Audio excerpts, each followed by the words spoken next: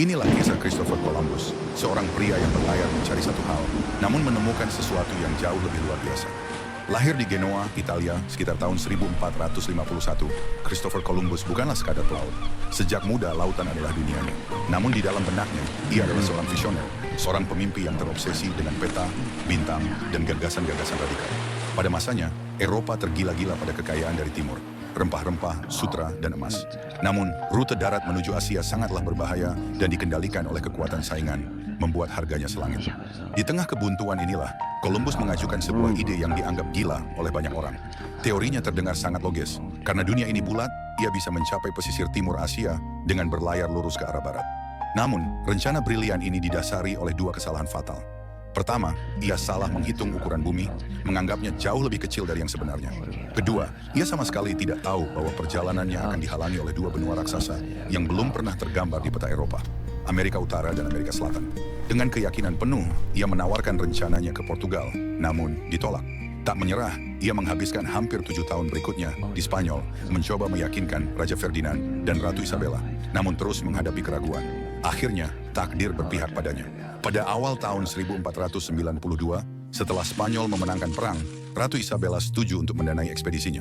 Maka, perjalanan legendaris ini terwujud berkat perpaduan sempurna dari ambisi pribadinya, kesalahan perhitungannya, dan dukungan kerajaan pada momen yang tepat.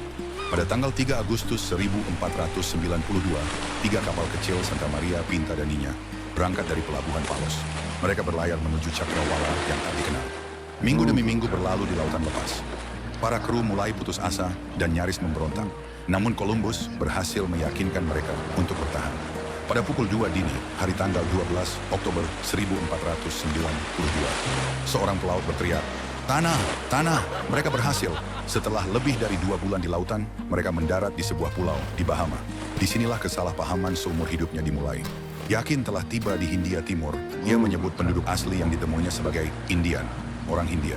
Ia mengira pulau-pulau yang ia jelajahi di Karibia, seperti Kuba, Hispaniola, dan Bahama, adalah pulau-pulau terluar dari benua Asia. Dalam perjalanan pertamanya kapal utamanya, Santa Maria karam, ia terpaksa meninggalkan sebagian awaknya di sebuah benteng kecil bernama La Navidad, dan berjanji akan kembali. Ketika ia kembali ke Spanyol, ia disambut sebagai pahlawan. Namun bagian yang paling menakjubkan dari kisahnya adalah ini. Christopher Columbus meninggal pada tahun 1506 dengan keyakinan teguh bahwa ia telah berhasil mencapai pinggiran Asia. Ia tidak pernah tahu bahwa ia telah menemukan sebuah dunia baru.